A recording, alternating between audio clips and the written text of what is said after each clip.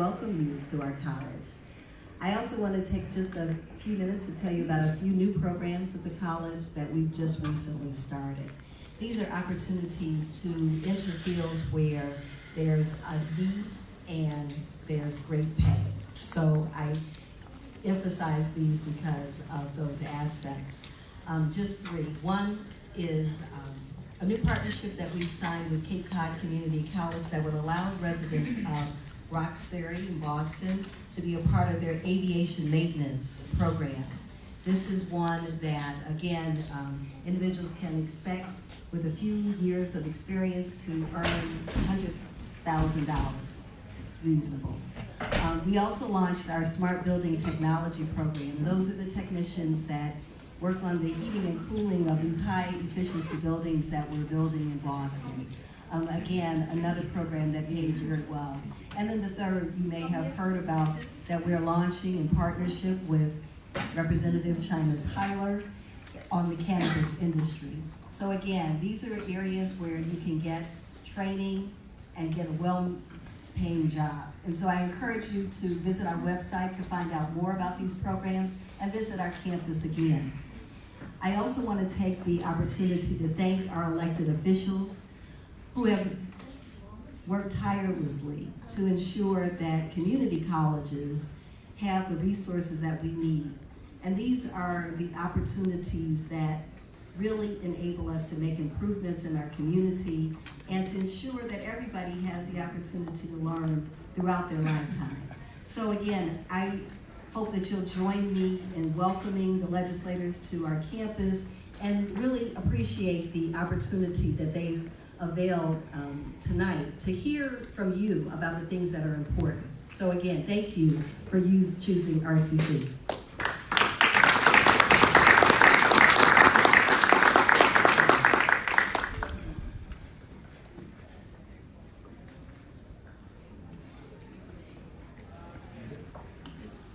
Sorry, we just wanted to recognize Councilor Kim Janey, who just walked in, I believe, and any other elected city councilors.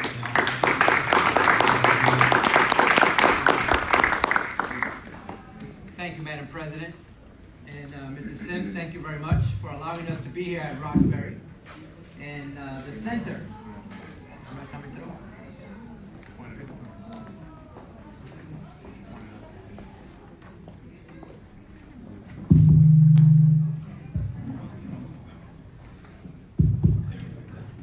Thank you very much, Madam President. Can you guys hear me now in the back? Thank you very much, Madam President, and thank you for your 6 years here of leading the efforts at the college. We know how important this college and also the other community colleges are for communities of color. So as far as the Black and Latino Caucus, I want to just say thank you and for the hard work you do and all your staff for your continued success. And we're going to continue to be supportive of the community colleges and the agenda that you have just highlighted as well as you talked to me in private about. My name is Carlos Gonzalez. I'm the chair of the Black and Latino Caucus. And on behalf of all our colleagues, we want to say welcome and thank you for coming out. It's a rainy day, but it's an important day because this is your day. It's about listening. Too many times you hear politicians talk. It's about time that we listen. So this is what these sessions are about. It's about listening. We know there's a lot of issues that pertain to our communities. We know there's a lot of issues that pertain to our youth, our seniors, our elders, whether it's in health, public safety, we can go on the list. But what is the core of these listening sessions? Is to listen to what are your solutions. So if you want to take the 3 minutes of time that you have to highlight all the ills that are happening in our communities, you can do so. But I would appreciate you telling me some of the solutions that you would propose as an elected official we can take upon to address the policy changes that are important to the communities of color. I come from a welfare background. I grew up in the projects. I know some of the same ills that you have from a single mom, and many of our stories are very, very the same. We grew up with folks telling us that we may not be the ones that are going to be up here in the front leading the effort at a state house, whether it's in Boston or throughout the country. But we didn't take that as the solution we didn't take that as the reason why we were going to stop. We made efforts to get ahead in life. And we can propose solutions through policy that can impact every child in this community and throughout America, as well as protect our seniors, protect our communities. So just on that note, I want to say that we have a 3-minute rule. I'm not going to take a lot of time, but I do want to welcome our members of the caucus who have been working diligently to make things happen throughout the state of Massachusetts. And I'll just tell you a few things, and then I'm going to have them all to introduce themselves. One of them is, when we were talking about affordable housing and there was going to $85 million was going to be allotted to bring about more affordable housing programs that we know are very important to our communities, we said, wait up, hold up. We wanted some of that money to go to home ownership. We got to own our communities. So we have embraced with the governor that $60 million of that will go into home ownership programs, particularly in communities of color.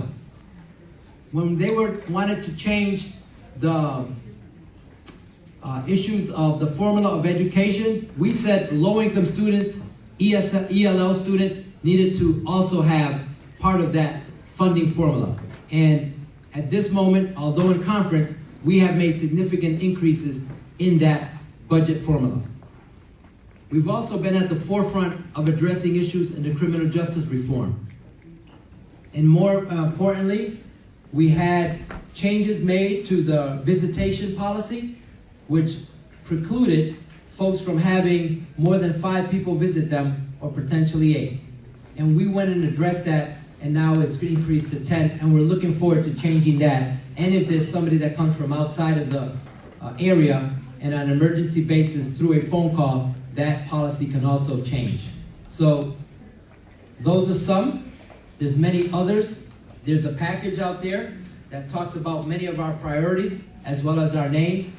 And we also will be available after the meeting if you have private conversation that you would like to engage with us or questions specifically to the issues that you want to address.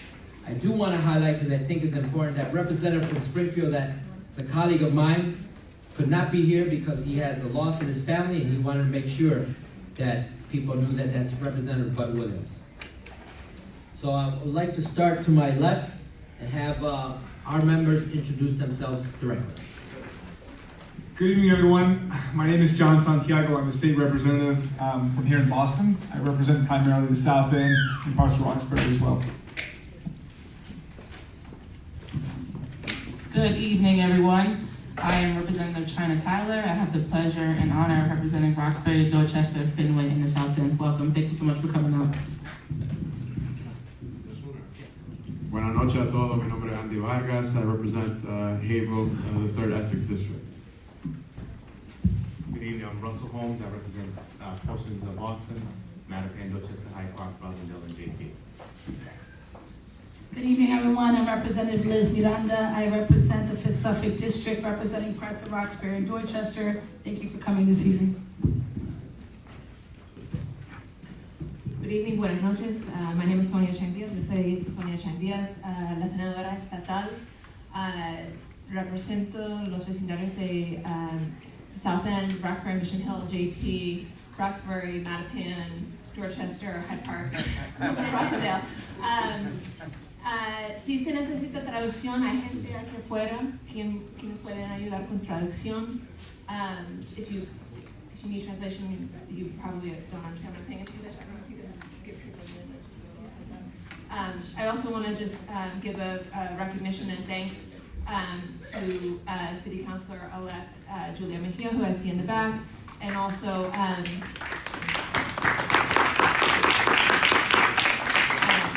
our Boston NAACP Boston Chapter President Tanisha in the back. And I want to give also that we have a representative here from Senate President Scotta's office. Wonderful to have you here. Thank you for being here to listen as well. I see City Councilor Ed Flynn. If I miss anybody, I'm sure we'll catch you. Russell got it. So thank you everyone for being here tonight. Russell gave me the full list, so Sonia has addressed that, but I just want to congratulate Julia Mejias, Councilor-elect. Thank you very much for being here tonight. Muchas gracias. And also we have Representative Tommy Vitolo. Where's he at? he was gonna be up in the front with us. What's up with that? Tell me. You join us and you made a listen. Thank you all for coming, and again, this is your day. It's a day for us to listen, and we look forward to hearing the solutions that you're gonna bring about. The other thing I think I need to know, does anybody need Spanish translation? We do have translators available and translation devices. Anybody? Okay, so good. So we're gonna basically just go by the list. If you are going to speak, please register outside. And you will have 3 minutes. Our timekeeper is Representative Holmes. And we did this recently in Springfield. It went beautiful. People were excited. A lot of information was gathered.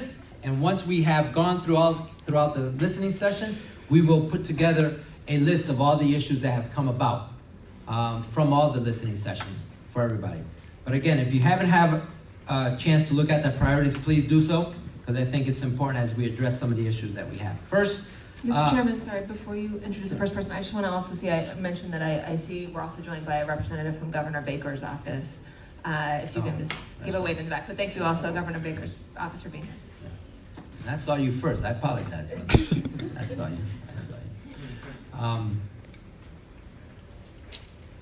I think it's important to note that, and I'll wait to the end, but I want to first ask Lawrence Carty to come up. Lawrence Carty. I'll be very brief. I wanted to recognize, first of all, that the work with the bills from Representative Tyler and Alguardo.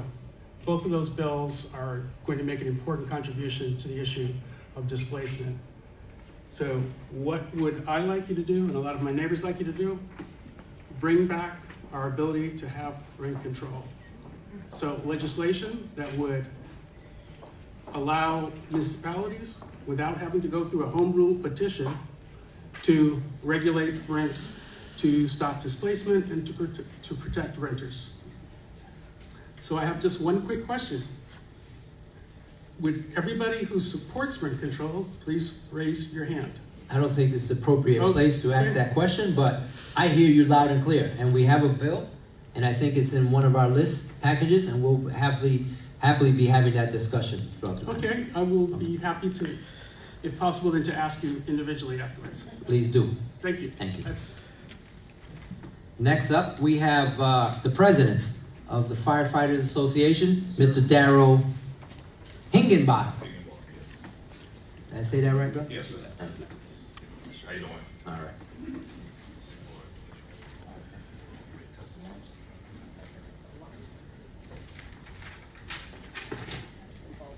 Hi, I'm Darryl Higginbottom, lifelong resident of Boston, currently the president of Boston Vulcans, 21-year member of the Boston Fire Department. I'm a captain in Hyde Park.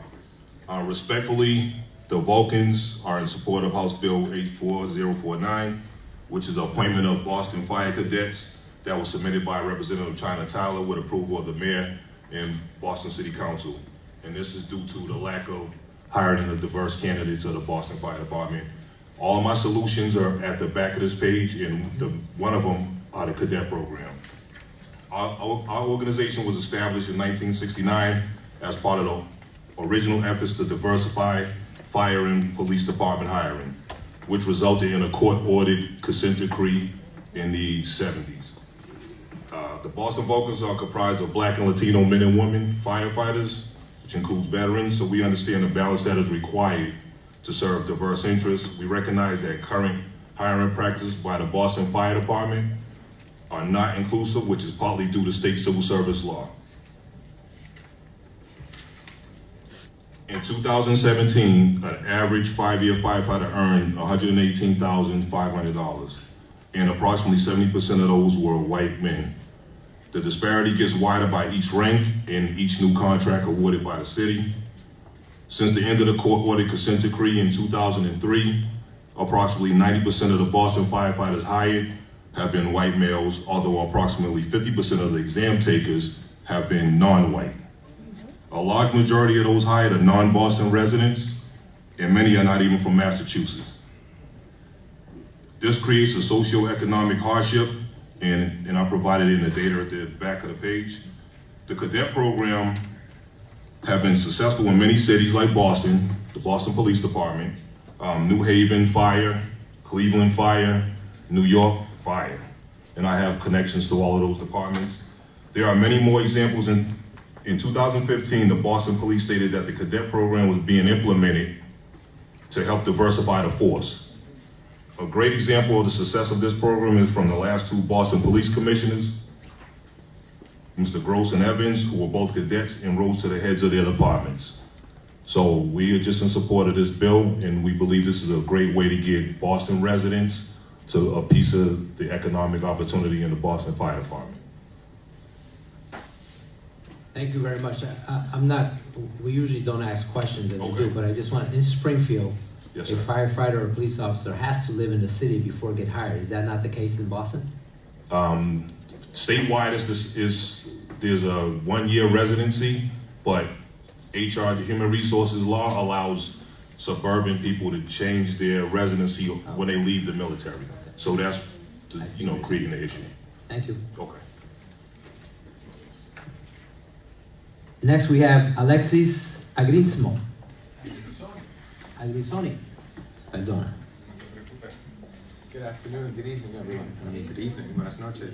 So I'm actually here to talk about a bill that I don't see it on your legislative priorities, but I want to bring it up because it is a priority on me and some youth going into college, and that's the Student Loan Bill of Rights, H3977. And as a first-generation Latino college student, where Spanish continues to be the predominantly language still spoken at my house, it was up to me to navigate the college application. It was up to me to figure out how I was going to pay for college. For an 18-year-old, that's a lot of responsibility. This is ultimately the recipe for student loan companies to take advantage of young people and of families. We clearly need protection from these predatory collection agencies like NADIAMP and Sallie Mae. And all I'm asking is, would you please protect us by fighting with us to pass the Student Loan Bill of Rights, which is currently stuck at the House Ways and Means and the committee. We need your leadership to help us address this issue. So that's all I'm asking, for your support. Thank you, Thank you guys. very much. Yes. Very important bill. Thank you. Ariana O'Rourke. O'Rourke? I'm sorry. Can we actually have people restate their names before they give their testimony? My name is Ariana O'Rourke. I am also here to talk about the Student Loan Bill of Rights. I am a longtime Massachusetts resident, but a new Boston resident. I'm from Chicopee, Massachusetts, which is right next to Springfield. And I moved to Roxbury because I saw myself in this community and I feel at home in this community. And yeah, I didn't see it on the bills that are your priorities, so it is of a concern to me because even though we have more Black and brown students going to college, if a Black person is the head of household, they are still 33% less wealth than white families who just have a high school diploma, and that's alarming. And I think a big part of that is because we have no bill in place to protect brown and Black borrowers from predatory loan servicers who are either using tactics to persuade them into different payment plans or not telling them all of their repayment options. So I want to know that my elected officials in this area are looking out for my best interest as a student. Thank you. Thank you very much.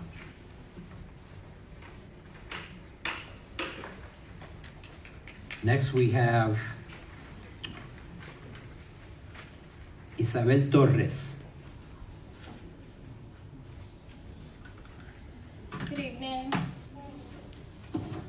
I'm just going to stick to the priorities and go down the line. I have a few bills that I want to focus on. I want to start on health. Just recently, 3 weeks ago, I lost my child in my womb, and it would be very appreciative if medical centers actually had access to public registries and doulas, as doctors are not available, and the opioid crisis is more important than maternity leave in local hospitals. Next line, that's first one, that's Bill H 1182 for those who are not aware of it. The next bill that I want to support on this and provide feedback is Jobs H 121, is to expand the services of self-sufficiency in the South Shore. I am a Brockton current resident displaced from Roxbury, and there is absolutely no Black and brown people in places. You go to the State House, you go to DTA office, it's the majority. Everywhere you go is a white person. And the pay gap is huge. You can come to Boston and make $60,000 and go to Brockton and do the same job and earn $30,000. It's unfair. Next bill is Civic Engagement H669, and that is for sober homes that when it is to increase civic engagement and access to votes, not to take the vote from another community. So if I am from Springfield and I came to a local sober home, they increase civic engagement and tell us to vote local. So they need to teach them to vote as an absentee or go home and vote. Because Springfield is losing the vote and Roxbury is getting that vote, and that vote really matters. So they can go home and relocate and get the services they need. The next one is housing, H3456. This needs to happen now. It's affecting us. When you go down the street, who's living out there? Black and brown people. Who's being affected? The elderly. They're being evicted because they earn $700 a month. They don't have any access to income or to gain any more capital. I myself was displaced because I took my landlord to court from Fort Hill for being a slum landlord, and I have an open record eviction. I did nothing wrong, but because I sued her and won, I have difficulties in access housing in the local community. H1288 also, I'm going to be 53 in 2040. I don't know what you guys are expecting here to increase 30% of low-income units. I do work in the housing field, and right now we need to increase the budget line for MRVPs. MRVP state vouchers, you can access income housing at 80% AMI.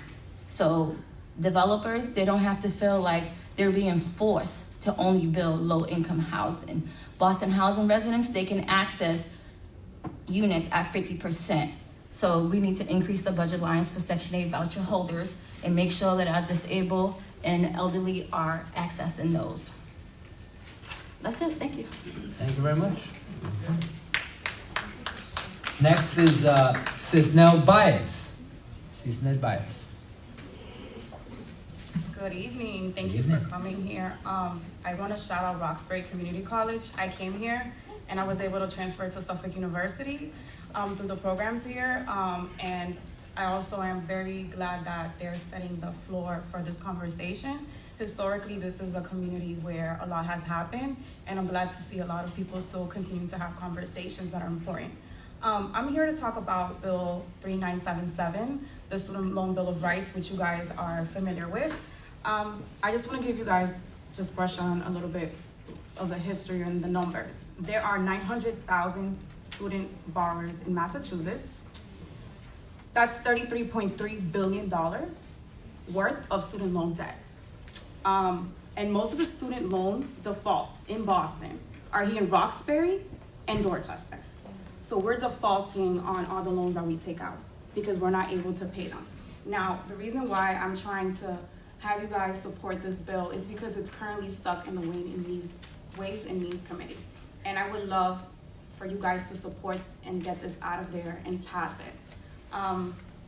Navient, Sally Mae, and other loan collectors continue to harass and mislead people. 92% of the information that the student loan servicers give you is inaccurate, one, and they are not licensed. I need protection from these people. They have my loans. They're not giving accurate information, and that's troublesome when I owe $75,000 worth of loans, even though I transferred from community college to private. So that's a huge issue. And lastly, I just want to mention, personally in August, a weeks ago, 6 or so weeks ago, I was late by 2 days to pay off a loan for $72.30. The companies called my mother's job and told them that they wanted to work out a payment system through her paycheck. I feel that extremely illegal. I have documentation of this, and that's why this bill also provides an ombudsman that would work with community constituents to help them and provide them legal advice. And this is why I feel like we're being taken advantage of, and I please ask you to support and fight for the Student Loan Bill of Rights. That is all. Thank you very much. And you know, the Attorney General's office has a division that specifically can work with you on that issue that you talked about. Thank you. No, but, and I'm also gonna pass these folders out, so don't look like that for my dream.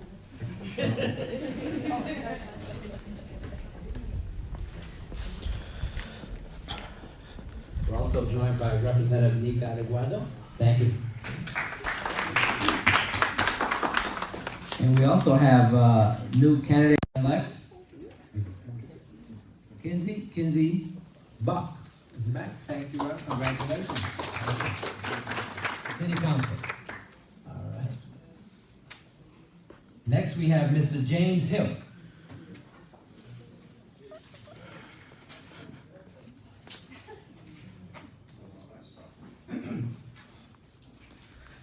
Good evening. Thank you all for this opportunity to be here. Chairman Gonzalez, it was a pleasure to talk to you a few minutes before this started. To those that are from Boston that represent the city that I'm a part of, thank you for being here. We were here 2 years ago, not physically here, but we were here in a listening session 2 years ago. And here's a suggestion I would like to make to this group. It would be great if you all came back and told us what it was that you did. You did some of that in the beginning, but those from Boston know I traveled in the space of public safety trauma response. In July of this year, we met with a group from Boston about issues of violence. July 26th, we met about issues of summer violence. It was suggested that we reconvene 60 days later on September 20th. That is an issue.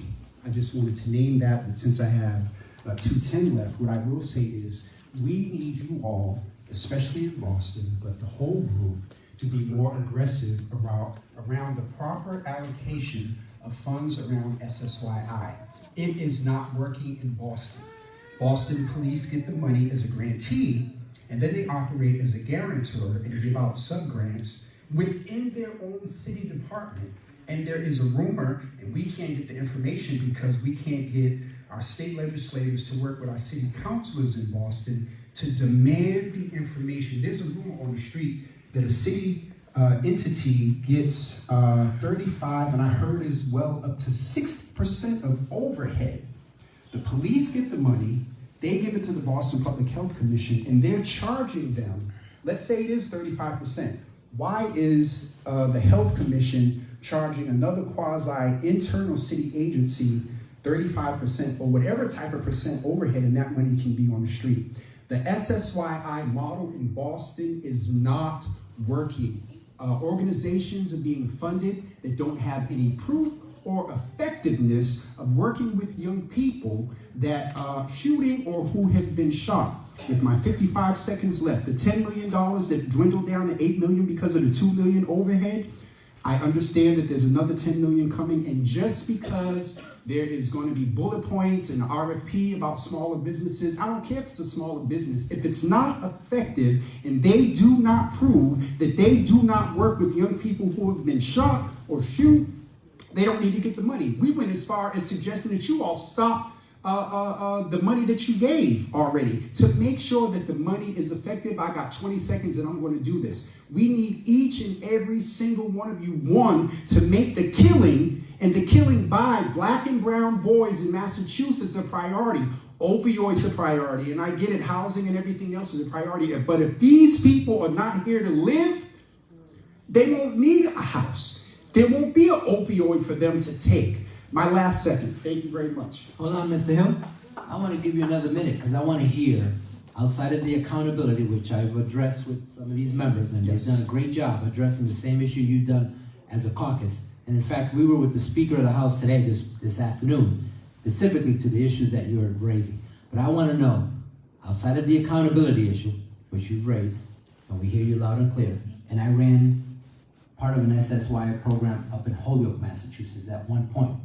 And when I told them that I didn't want more money, that wasn't going directly to the kids through a stipend program, I was not invited to the program, to the meeting the following month.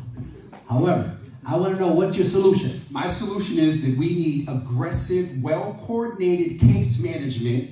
We need coordination between the DA's office. We need coordination between the Department of Parole and Probation. Specifically in Boston, Boston Community Health Center street workers need to be coordinated with Boston Housing Authority, Boston Police Department, the Public Health Commission, the Youth Development Network. There is a lack of there's a lack of coordination within the city of Boston. You all can't touch that. But what you can do is through conditions of allocation of funds to the city, specifically around SSYI, you can tell them to give you an example of how they are managing these cases. In Boston, we don't know how these young people get on the SSYI list. We don't know the percentage of them that are still on it. We don't know the percentage that died. We don't know the percentage in the greatest scenario that graduated and have a house with a white freaking picket fence. So the last thing I'll say about the 10 million and the SSYI, my socks. Case management, and you push your foot out. Case management has to be a priority of all of the violence prevention work. If you don't ensure that you are demanding that these city, municipal, county, and state agencies are coordinating better, not saying that they're not, but it's obvious that Boston, we're up to what, 36? What are we up to, 36 homicides now? So it's not effective. And the other thing, if you got an Excel sheet and put those that were on the list, you put another column of attempts that were made, to reach out to them and whatnot. You put another column of, the perpetrators and those that have been killed. I guarantee you, sir, there would be crossover. So it's not effective. The solution I recommend to you is aggressive coordination, interdepartmental coordination, and then those that are doing the work or have oversight one step away from direct service need to ensure that there is aggressive, well-coordinated, wraparound, comprehensive case management. If mama's on food stamps and the kid's going to after-school program, and who is coordinating these services? Thank you. Mr. Hill, thank you very much. And you have my card. I want to hear that solution. Thank you. Next, we have Mr. Frank Facknow? Frank Farrell's running late. So you can go Okay. So how about Zoey Hopkins?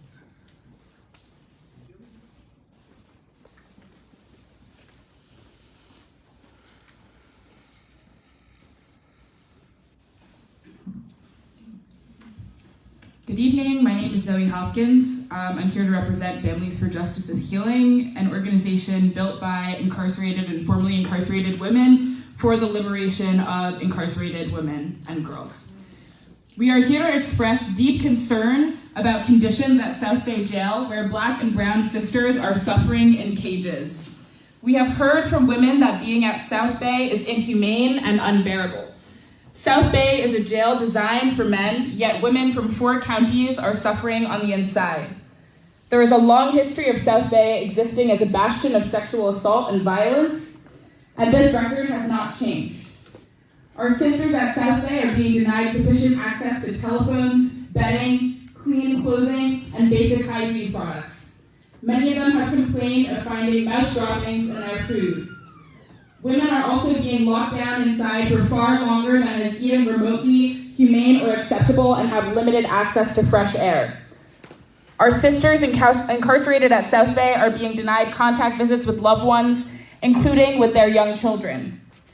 We are also deeply concerned about the secretive, under-the-table transferring of women incarcerated at Framingham Correctional Facility to South Bay, conditions at the latter being far worse. Not only did these transfers happen without the consent of our incarcerated sisters, they were also deeply traumatic and stressful, seeing as our sisters were not warned that they would be transferred to South Bay. Unsurprisingly, this unplanned exodus resulted in numerous violations of their rights, including, but not limited to, loss of personal property, denial of medical care and prescription medicine, and interruption of family communication. We view this as a violation of the fundamental right to liberty under the 14th Amendment.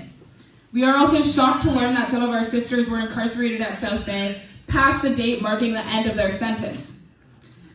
We are here to demand an immediate review and public report on the public report of conditions at South Bay and the policies governing them. Women must have contact visits and phone calls immediately restored. South Bay must publicly disseminate information on any policy differences and phone calls and visitation between South Bay and Framingham.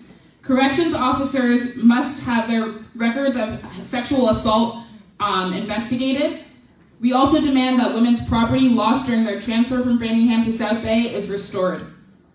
We have expressed our concerns to the Suffolk County Sheriff's Office in a letter, but we are here to hold you as Black and brown representatives accountable to the needs of our incarcerated sisters who are disproportionately of color.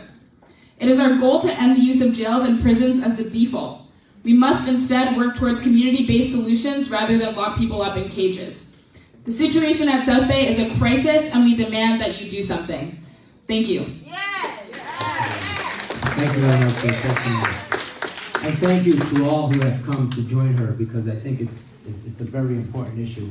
And we have had a letter that's been submitted. We are working wholly with our Representative Tyler, who's taking the charge, and there's going to be a visit already that's been arranged, and we will keep abreast to what the issues are. And thank you for bringing this to our attention. Mr. Chairman, may I just ask a quick factual follow-up question?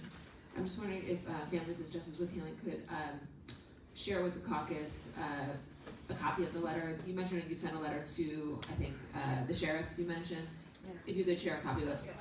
I have the copies. Perfect. Thank you. Thank you. So next week, There's also we sent one earlier. We will send you one from Families for Justice Healing. That one I have copies for you from the National Council. Perfect. We need the demands you just listed. Okay. You guys know where yeah, those are in the letter. We'll send them to you. please do. Thank you very much. Ohiana Naji.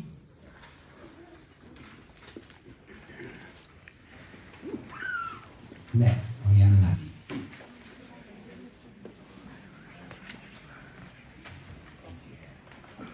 Didn't recognize my name. Chioma Naji.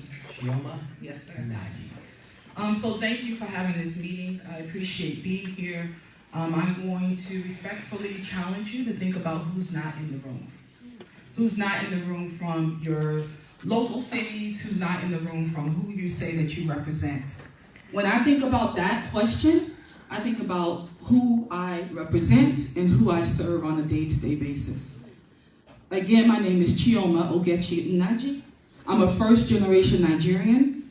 I've been living and working in Massachusetts for the past 20 years, live in Roxbury, Dorchester, and because of gentrification, I now live in Taunton.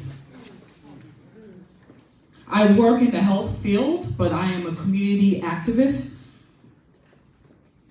And when I talk about African immigrants, I want you to know it's one of the fastest growing immigrant groups in Massachusetts and nationally, and it's also one of the rapidly growing segments of the Black community.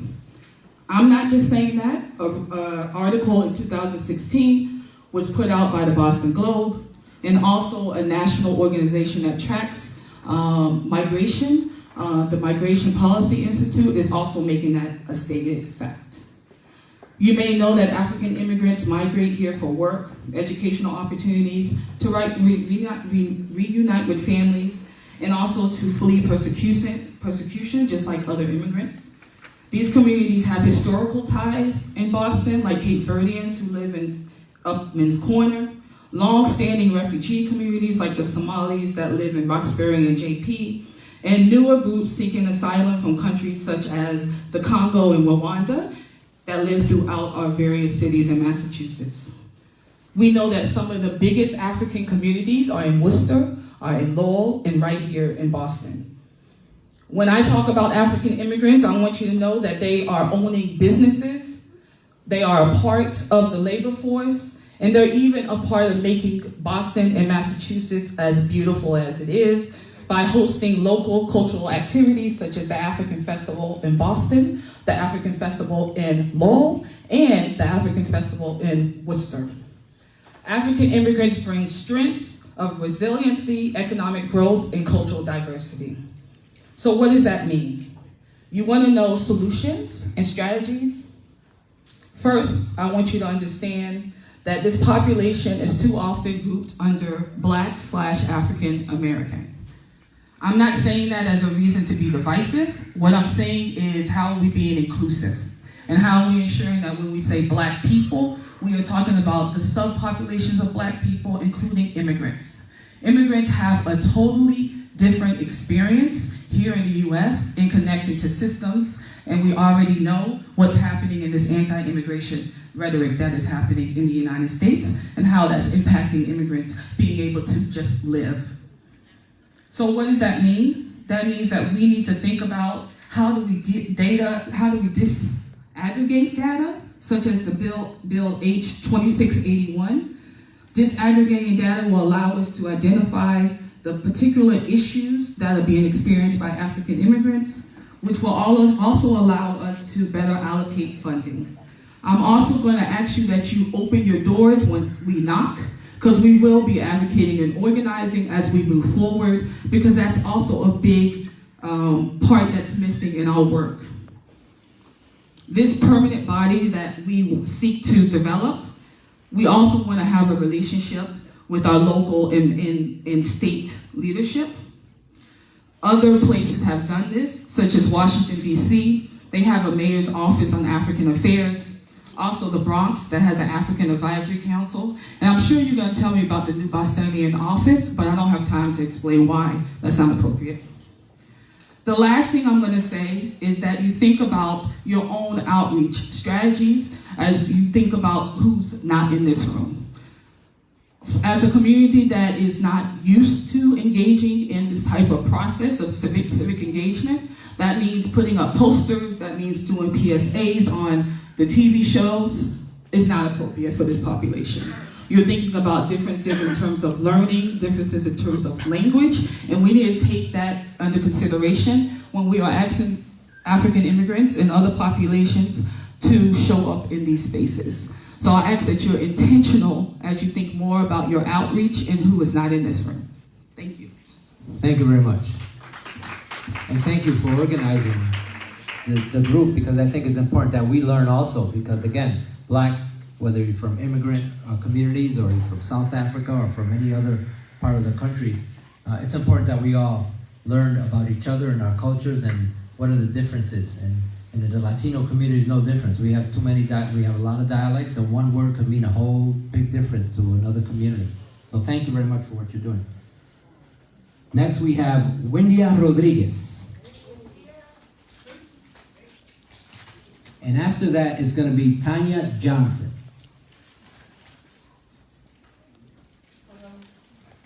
Good evening, my name is Windia Rodriguez. I'm not Latina, so I don't say it with the accent. I'm here tonight. I just got an email today, so I'm glad that I got the email. And I'm a woman in long-term recovery, and for me that means I haven't used drugs or alcohol in a little over 8 years. And I'm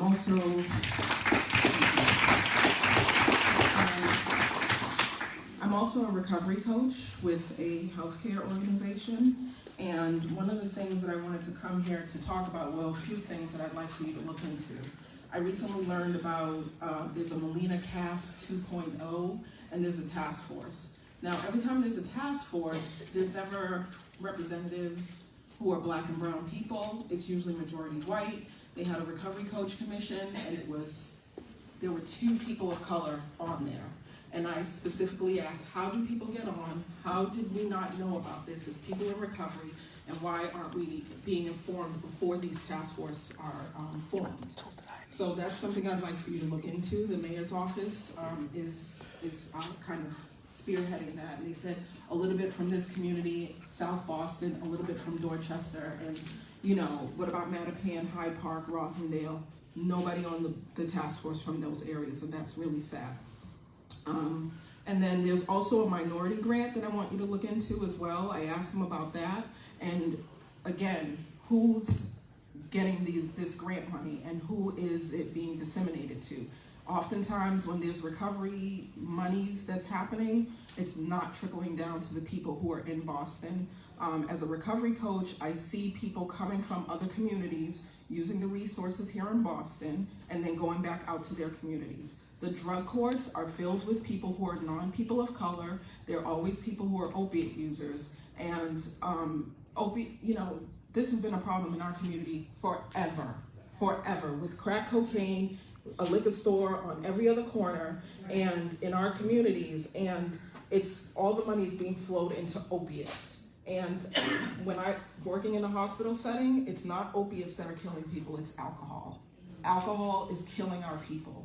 And so I want those things to be looked into, and I think that's about all I had. Thank you. Thank you.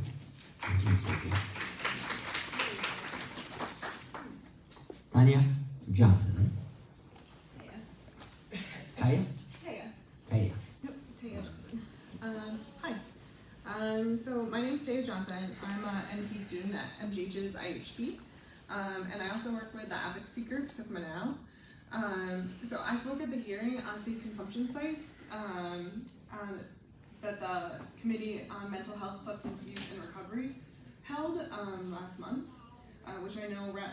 Tosado is part of. So I'm asking not just him, but all of you to support the expansion of harm reduction services, including safe consumption sites. I heard Marty Martinez speak at my school last month about how in the past 3 years, the overdose rate among Latinos has doubled. That's 3 years. That's just unacceptable.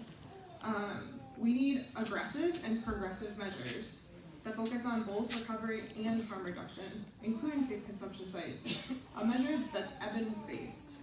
It saves lives so that we can help people who are at risk of overdose connect with the services they need most. Evidence shows that it helps not just the individual, but also the community. It reduces syringes in public, it reduces people who are sedated in public, it reduces people using in public, and it just makes everything better. It's been shown that no increase in drug activity happens around, no increases in drug dealing. It doesn't bring people in from other communities. That's not, the evidence just hasn't shown that. So we can't really help people if they're not alive. I understand that harm reduction can be really controversial, but what isn't controversial should be saving lives. Please help encourage the Committee on Mental Health, Substance Use, and Recovery to get out language in support of harm reduction and safe consumption sites, so I can do my job as a future provider to save lives and help those struggling with substance use not only live, but get connected with recovery services, primary care, preventative care, and a wealth of other good things. Thank you. Thank you very much. Next is Andrea James.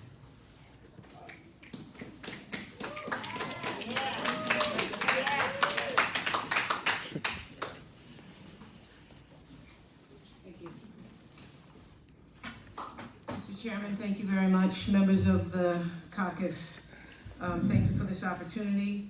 I'm here on behalf of the incarcerated and formerly incarcerated women in the Commonwealth of Massachusetts, and on behalf of the National Council for Incarcerated and Formerly Incarcerated Women and Girls, and Families for Justice as Healing, both organizations of which I am the founder of, founding Families for Justice as Healing in a prison yard with incarcerated women in 2010.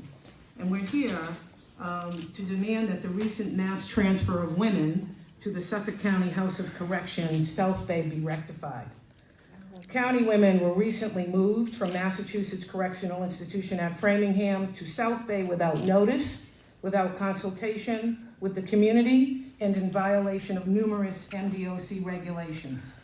As both a political and legal matter, the unilateral decision to move incarcerated women from Framingham to South Bay is untenable. A month ago, Sheriff Tompkins decided to end the South Bay contract with U.S. Immigration, Customs and Enforcement, ICE, to house people awaiting deportation. To fill those beds, Sheriff Tompkins entered into MOUs with county sheriffs across the Commonwealth to house all women detained pretrial or serving sentences in jail.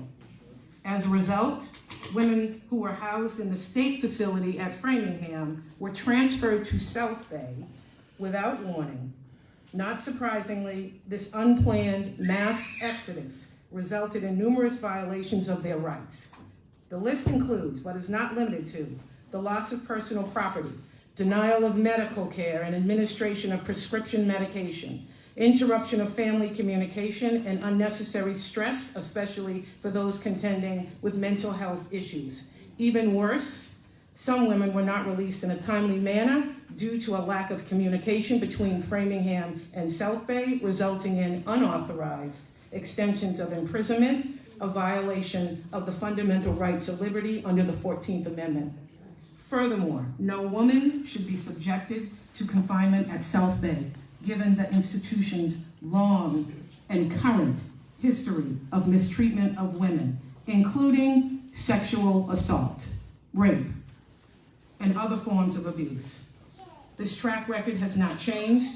We have been informed that South Bay was not prepared for a large influx of new people. Telephones were not working, bedding, clean clothes, and basic hygiene products were not available, and women's personal property was lost or destroyed. We have no reason to believe that conditions have improved. I will wrap up briefly. We will not accept unilateral decisions made in secret about the treatment of incarcerated women. Instead, I will wrap, but this is important. I appreciate you. Keep Thank going. you. I appreciate you. We'll give you another minute. I appreciate that. We will not accept unilateral decisions made in secret about the treatment of incarcerated women. Instead, affected communities, just like the one we are in right now, one of the most incarcerated communities in the Commonwealth of Massachusetts, of which my family, my grandbaby, is the 5th generation living in this community. We will no longer accept that these things be done in silence and in secret. Instead, affected communities must have a say in defining what public safety looks like for all residents of the Commonwealth of Massachusetts. It is also inexplicable why, during the course of an ongoing convening of the Massachusetts panel on justice-involved women, of which I and the Representative Tyler also am a member, we were kept completely in the dark and not consulted about this decision. It is our goal to end the use of jails and prisons as the default and costly, ineffective response to the social issues that land women on a prison bunk. We look forward to meeting with each of you to continue many of the conversations that we started years ago with Senator Chang Diaz, and I want to say thank you, Senator, for your help in keeping women and girls and ending incarceration at the forefront for us. But I have to tell all of you, we must do better. We have one of the smallest incarceration populations in the country, in the Commonwealth of Massachusetts. And at Families for Justice as Healing and the National Council, we have been doing long and deep research on what else is possible. We could literally eviscerate incarceration of women and girls in Massachusetts and move that money, the money that they are giving now to a jail that should be reinvested, moved from the budget, from DOC and jails into community-led solutions. We have the solutions. We've been working on this for a very long time, and it is absolutely criminal that we do not have the support to have this done. And so I appreciate this opportunity, and thank you very much. 1 second, Ms. James, if you can stay for a second, I just have a quick comment. I have a letter that we sent to, the bottom one is from the National Council, and we'll get enough copies for everybody from the Families for Justice here. Wonderful, so thank you so much for providing that. So first I want to thank you for reaching out to my office yesterday in regards to this matter. We want to say that this transfer and being in the dark is unacceptable. As someone who sits on the Justice Involved Women's Task Force as an appointed member and also the Vice Chair of Public Health, this is something that we take as a caucus and that I take particularly very, very serious. So I don't know if you know, but as of today, I just wrote a letter to Peter Cartusian, who is the Chief of the Sheriff's Department, and also Monica Burrell, who is the Commissioner of the Public Health Commission, demanding 3 things, and we should be on a conference call tomorrow, and I will be at the facility in the morning at 9 o'clock. And so those 3 demands were that we want to demand what the MOU was so we can understand what was the transfer and what were the conditions that were supposed to happen. The second demand was that, so the Sheriff's Department was supposed to, from what I understand, receive funding to be able to administer this medical care. However, they have not received that from the states. We want to demand who was supposed to administer that money and why hasn't it been released yet to the Sheriff's Department. And the third is making sure that this is a very sensitive topic. and this care needs to be administered. You talked about Suboxone immediately. So we are demanding that they get that type of medical treatment over to these women so they can be able to continue to heal well while they're incarcerated. So we're on this, and if anybody has any questions, I'm happy to answer any questions that anybody has and be able to continue to lead that charge. In addition to that, I'm also part of the Justice Involved Women's Task Force legislatively in the House, and there are a couple of other members that signed on to that, including the chairs, Kay Khan and Christina Barber of Newton and Somerville. So if you like that letter, actually we sent that letter over to you guys probably about an hour ago, and this is something that's happening literally right now, but I just want to let you know that we are on it. Thank you. I appreciate that, and just as a final reminder to all of our legislators that a prison is an act of violence against women and girls. It will never, ever be the place for women and girls to heal and advance their lives. Thank you very much.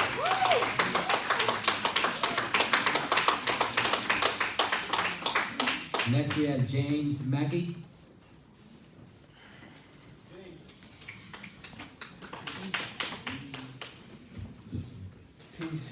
Black and Latino Caucus. Appreciate y'all for allowing us to speak, having a hearing in the community. I wish it was more depth in the community, but I'm definitely appreciative of that.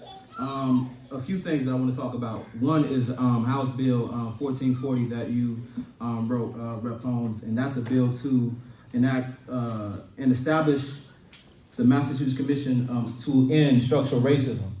And my question to you all is, who actually signed, co-sponsored that bill, and where is it at in the House right now? Or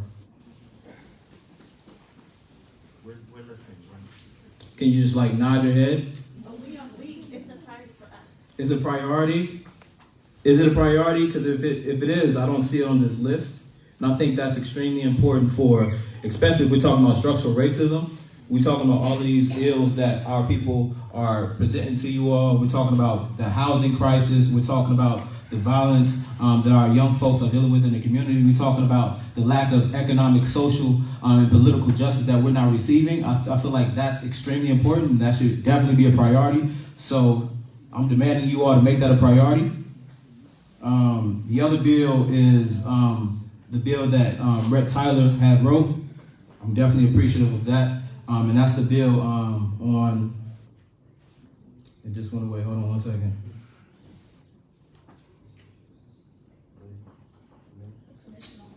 Yes, exactly. What's that number?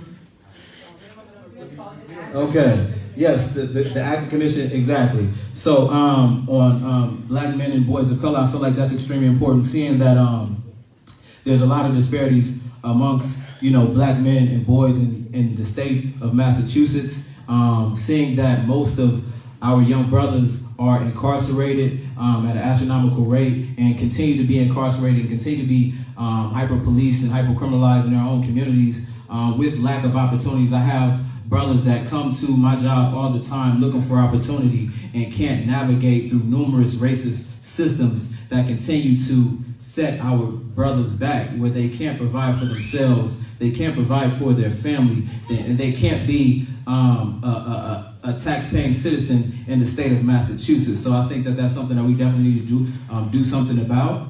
And my other statement would relate to, there's a population of young brothers from the age range of 25 and above that are not really receiving access to opportunities. And so my question to you is, with all of these bills that you all are creating around the allocations of funds for young folks that are 16 to 24, what are we doing for young folks that are 25 and older that really need access to opportunities and so on and so forth? And lastly, what I would like to say is, with the seal that you all wear every day, I'm just curious to know, how do you all feel about wearing that seal every day?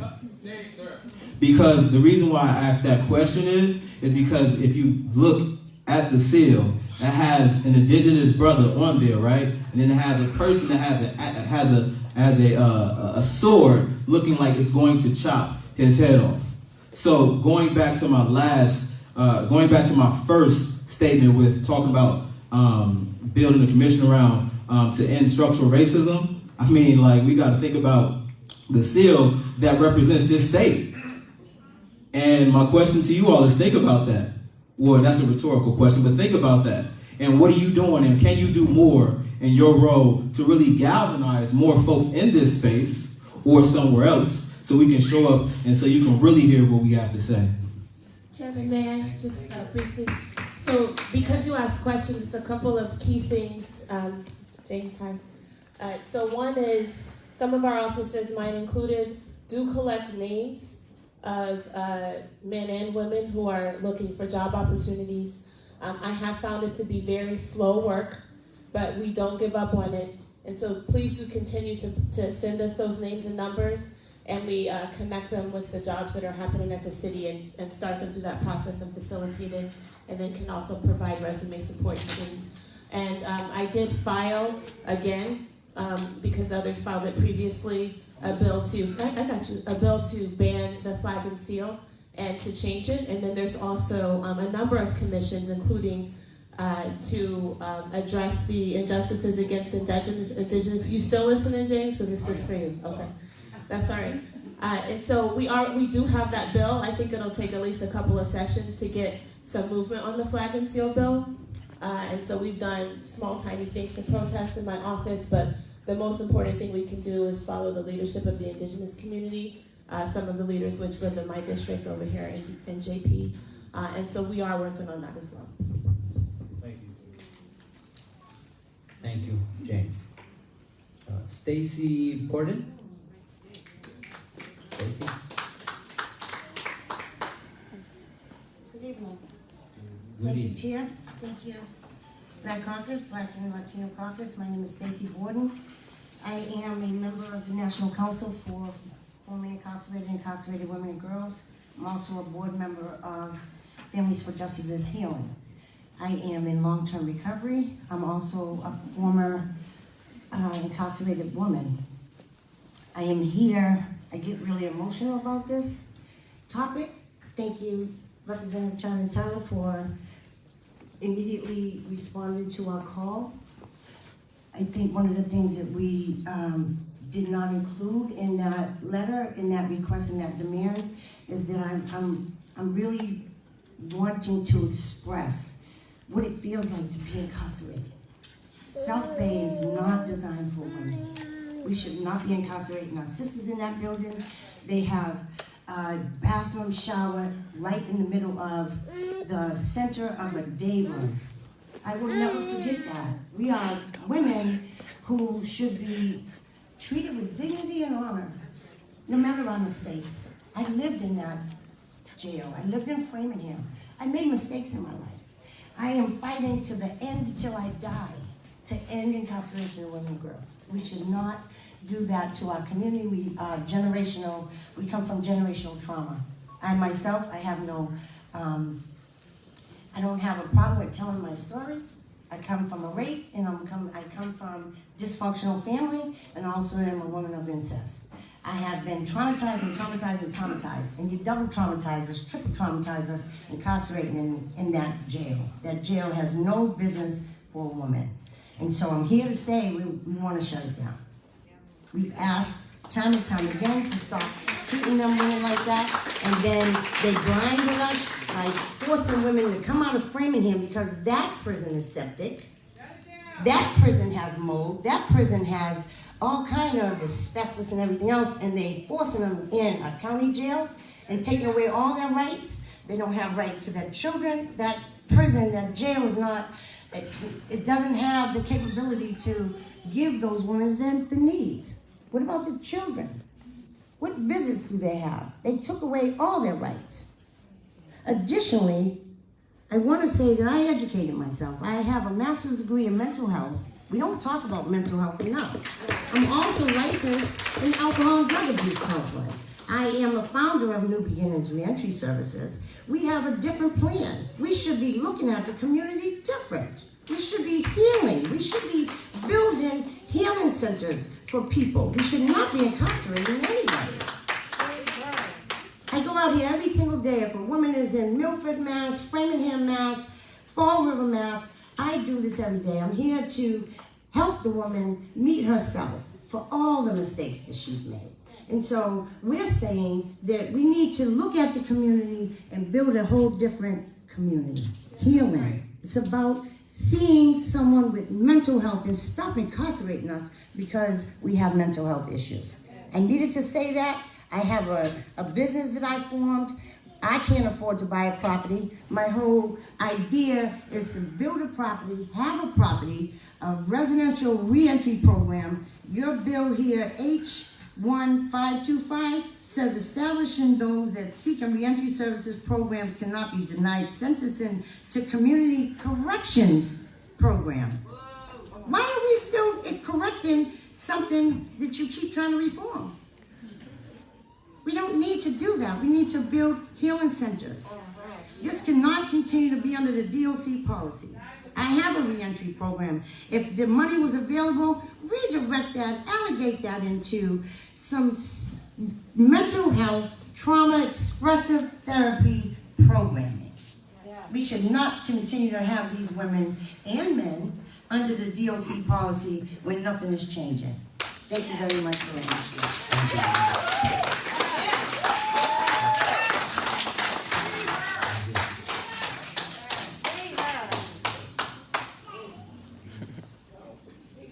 I just want to recognize my brother. I heard he's in the room. I don't see him though. Evandro Cavallo, our former representative. You still owe me lunch here in Boston, brother. I'm watching out for you. Congratulations. We also have now coming up Stewart Reggie. And if you haven't signed up, please go outside. We're getting to the end of the list.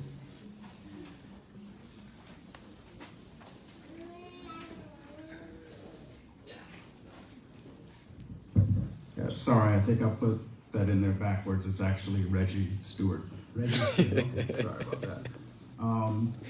Just a couple of things. I'm approaching this from the standpoint of not only being a Dorchester resident, but also a real estate broker in Dorchester.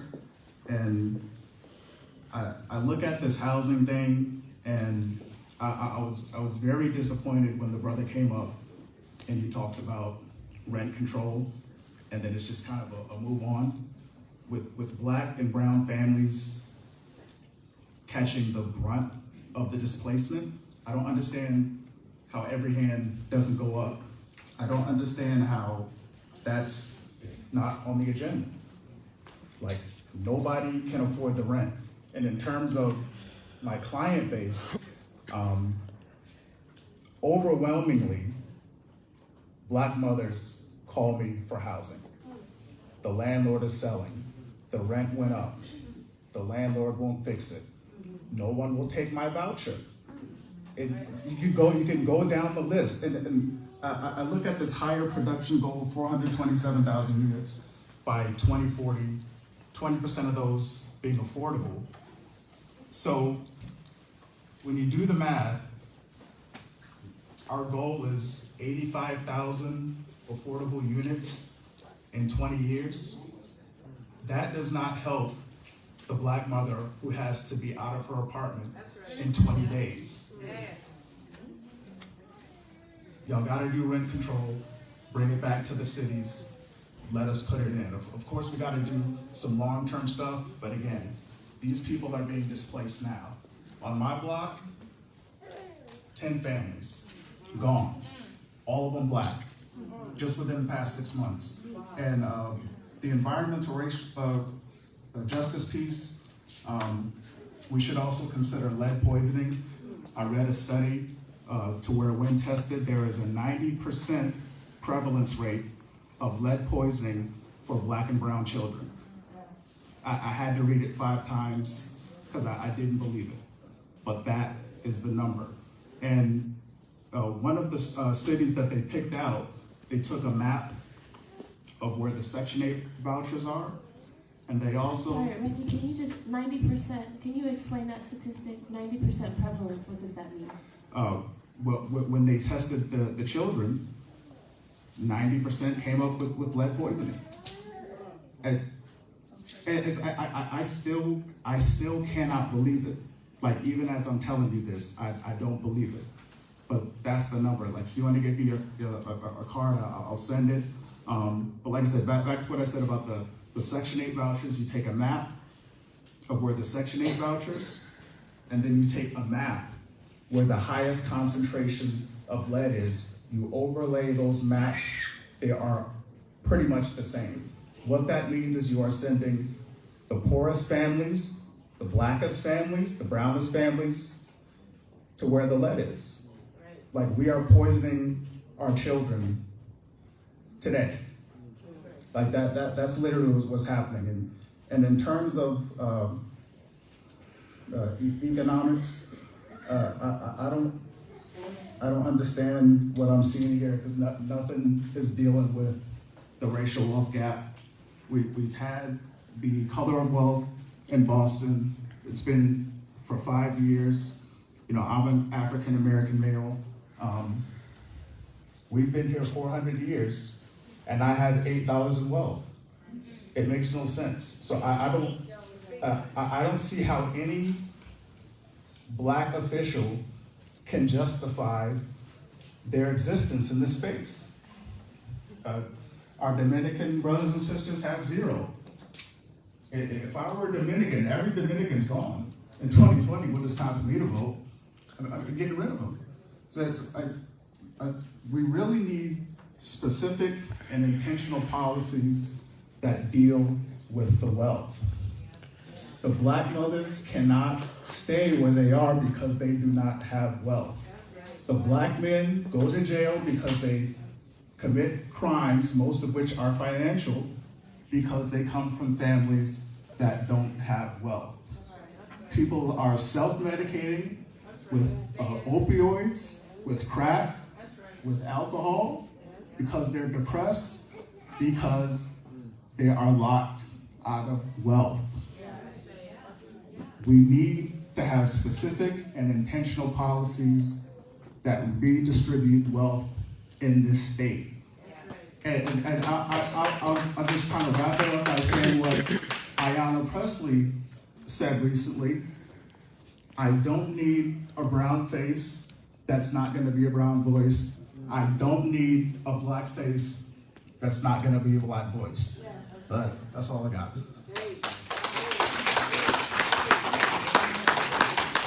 Thank you, Reggie. Next is Jessica Sessions.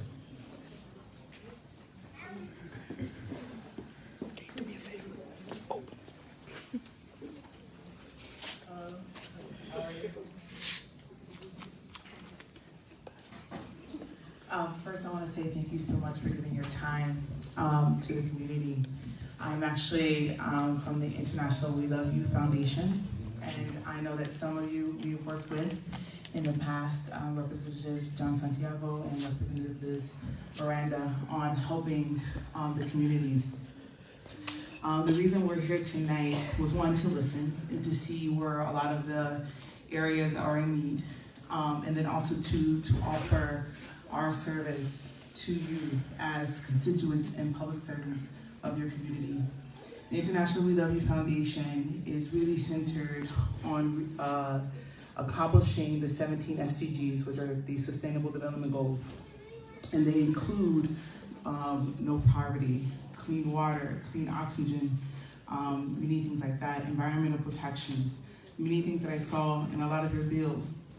And the way that we do this is actually through having a love of a mom. The reason why a lot of people today feel so separate and they feel so in need is because they don't feel loved. And so what we're trying to do with partnership with you is bring that love back to our communities, not only here, but worldwide. We have over 51, we're in over 51 countries. And just to let you know some of the things that we have done. Last year we did a project called Bright Haiti, where a lot of the students there actually have to study in the dark. Can you imagine going to school and not having light to study at night? Thankfully, through the We Love You Foundation, we actually gave them solar lamps that they could walk around with, power during the day, and at night be able to light those up. We handed them out not realizing the impact, but now I've heard since that time that actually not just one student uses them, but 10 students actually come together in one household to use that same light so they can study and also make money. So the reason I'm here today, and I'm so sorry, I'm very nervous, is just to let you know that we are here. You write a lot of the policies, but you don't have a lot of the manpower. And so the International We Love You Foundation wants to extend our love to also to you and to also help you in your communities. Just to let you know, Representative Tyler, we're gonna have a blood drive in your area as well. And so it's not just for you, but it was for a global, our Save the World Global Forum. And the only reason it's there because it's the only place that can hold 100 people. We're inviting each and every one of you to that because we want to show also to a unified effort. A lot of times when we do hold a lot of functions, maybe one person or two people may come, but when our leaders come together in unity, then it's a lot more powerful message to say we are standing together and we're working together to help our community. So we're letting you know that we're doing these initiatives and hopefully we'll do something big next year with both our reps, but just wanted to let you know that we are here to help you in any way that we can. So I don't know if you have any questions for me, but yeah, I just wanted to let you know the International We Love You Foundation is here to help you. And if you have any questions, we have a bunch of our volunteers here tonight to come to answer some of your questions and talk about some initiatives and plans that we can put in place in your communities. Thank you very much, and thank you for the work that you guys do voluntarily. I just also want to thank the We Love You Foundation. About a month ago, or maybe a little longer than that, the We Love You Foundation came with 60 members to Dorchester and cleaned one of our major parks, Ceylon Park, and they made a huge difference. So thank you publicly for the work that you do. Thank you. Thank you. Next we have Christian Dennis.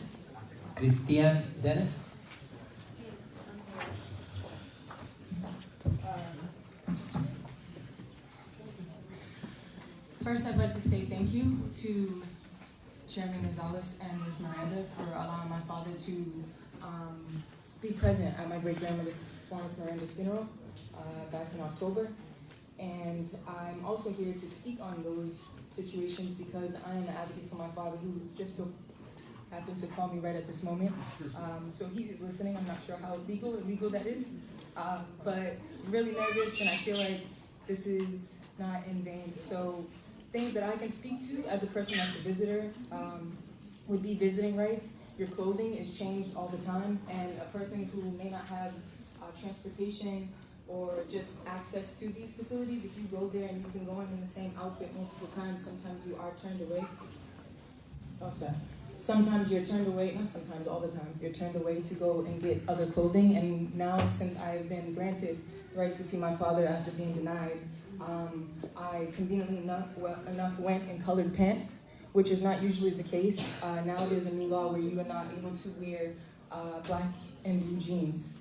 And I'm not sure, as our community has access to that type of clothing, if we're already at a disadvantage in the first place, as well as understanding that at Shirley specifically, the sanitary issues are alarming, even for my own use. There's no toilet paper available, usually no soap ever available.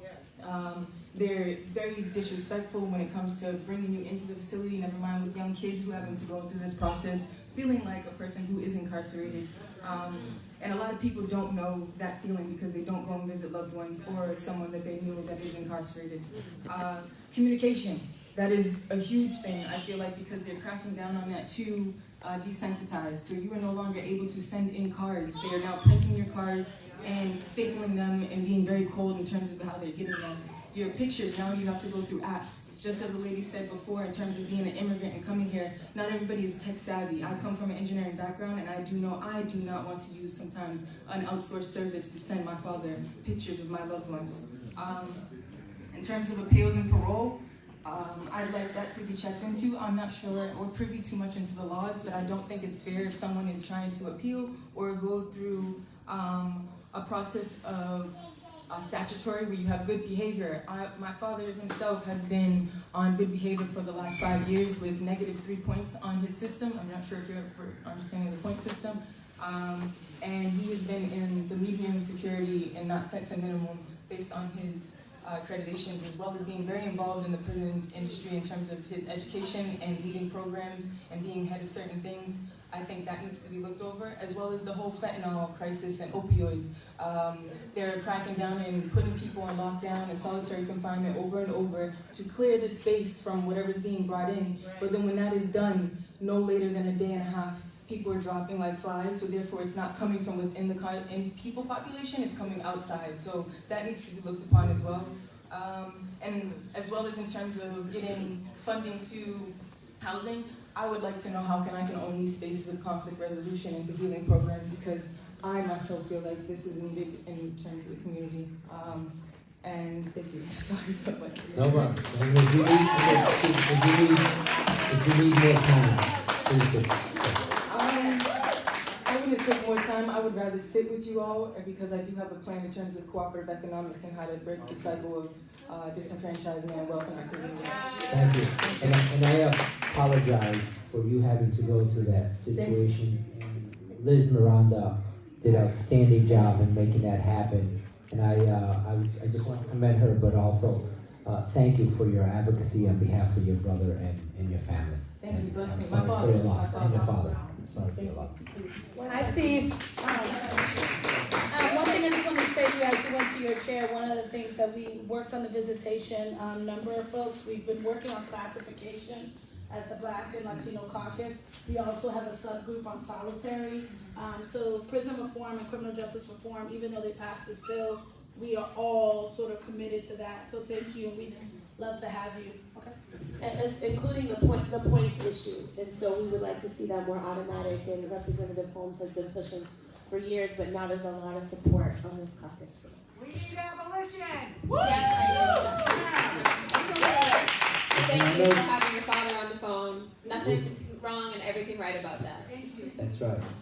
And I know next we have Esther Rogers coming up, and as she comes up, I just want to say, I know some of the folks that spoke left, but one of the things that we're doing as a Black and Latino Caucus is fighting for some of the same issues you guys are talking about. And sometimes it's not highlighted in a newspaper article, but it's behind closed doors, and some of those meetings are contentious. But we hear you loud and clear, because those are the same issues that we're fighting for. And I think it's important for you to know that as Black and Latino Caucus members, there's only 2 members here that have been here longer than 8 years. And many of us have been here under 4 years.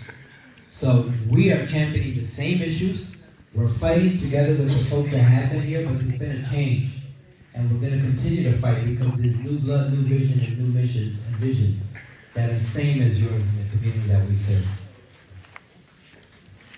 Good evening. Thank you, Chair, Deputy Caucus, for having this meeting. I'm going to be quite frankly honest with you. I didn't know about you guys until Lucas came to my class last year to give a speech, and so I got connected with the caucuses. So I just want to really briefly, I only got a few minutes, the DRIVE Act, HR 5735. I would like for you guys to actually take a look at that in depth. It basically is going to be, it's come out of HUD. It's going to take out 10,000 Section 8 vouchers from already underfunded Section 8 funding program. And I'm not going to go into details about that, but I'll go ahead and send my research that I've been doing for the last year and a half on this to Lucas, and he can distribute it to you guys if you guys want to get a different perspective from that. So I'm here, not on behalf of myself, but on the behalf of the frontline workers in these homeless shelters. There has been an increasingly uptick in racial epithets, violent verbal abuse, okay, towards the frontline staff. As we all know, a lot of overwhelming representative is the Black and brown folks in our community. The issue I have with this is that although the organizations have processes to go ahead and suspend the person, the guest, the client, okay, what I have an issue with is that they're not doing nothing to deal with the staff who's been exposed to this in the aftermath. And as you all know, with this, this huge push for diversity, equity, and inclusion going on, taking place in the business sector, there's little conversation being had about what's going on in the nonprofit centers, especially with the homeless population. Yes, we have a degree of knowledge of that. We will be exposed to this, but my expectation would be that the organization has some type of processes implanted in the organization throughout to help the frontline staff. When this is not being addressed at that level, the only recourse these frontline staff actually have are the EAP, Employment Assistance Program. I used that program for an incident, and guess what?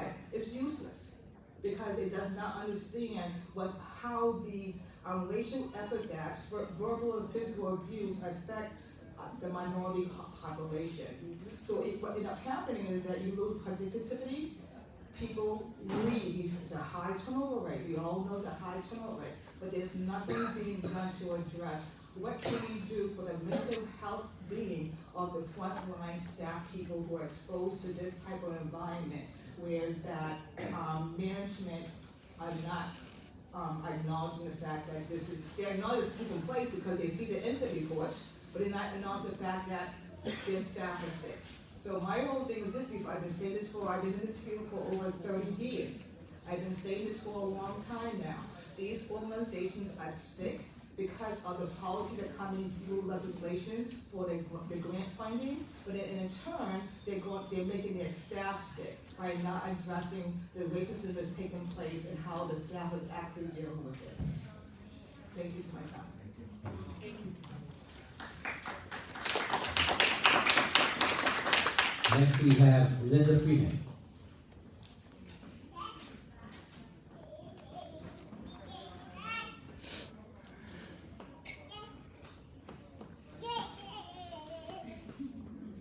Good evening, everyone. I'm Linda Freeman. I live here in Roxbury. I wanted to, first of all, thank Senator Tang Diaz when it came to the Student Opportunity Act, and to all of you who favorably supported it. Yes, for our students of low income, ELL, and who are English language learners, our low income, and our students with disabilities. So it will help all of them in our public schools. The other thing I want to mention is I believe you are probably all aware that a lot of our college students are starving. Even though they're in hunger, they're starving. Here we have higher institutions of learning, and they're starving. It doesn't make any sense. We already have families that are hurting from hunger, and then we send them out to these higher institutions, and they can't even afford to eat. So in essence, when they can't afford to eat, what do they resort to? They resort to shoplifting. So that ruins their status in the school. This has been going on for years. I remember this occurring way back in the 80s, and it's been going on. Something has to be done. The other thing is our adults with, young adults and adults with disabilities need the reasonable access to wherever they're going, to work, where they live, on the streets. We have 88 corners and sidewalks that are not compliant. Our contractors that they have coming to do the work on the 88 corners, they do fillers for where the corners are supposed to be flush with the street, and they're not. If you operate a motorized wheelchair, it will throw them off balance.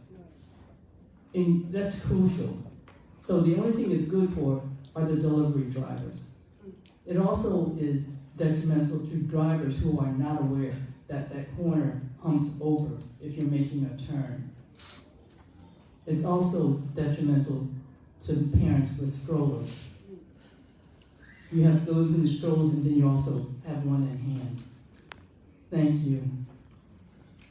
Just one quick announcement. We invited for advocates such as yourself on November 18th, this Monday. Our district, which you're welcome to join, is honorary in Mission Hill from 100 South Huntington are going to do a disability walk and roll. And so we've invited some of the local elected officials to join me. And in that building there, it's primarily elders and people with disabilities. And so that is going to be, we're going to leave there at 1 p.m. from 100 South Huntington, and then we're going to take the 3 modes. So a small group will walk, a small group will bus, and a small group will take the E line, and there'll be people with wheelchairs and other mobility issues, and then we're going to have some coffee or ice cream in Brigham Circle. And so we invite you to join us, and the point is to teach people how to advocate to make these changes in their streets. Thank you. And we have 5 more speakers, and we have limited time, so we want to be respectful of everybody's time. This is scheduled for 8 o'clock, but we will stay after the meeting, so any personal questions that you may have. Next is Hussein Ali.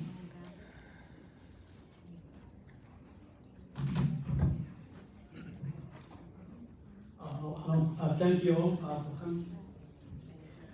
So first of all, I want to ask you to support a bill that's in House, bill number H115, which is the linkage sponsored by one of your colleagues. So maybe I suggest that they know more about it, and I can send it to you about that.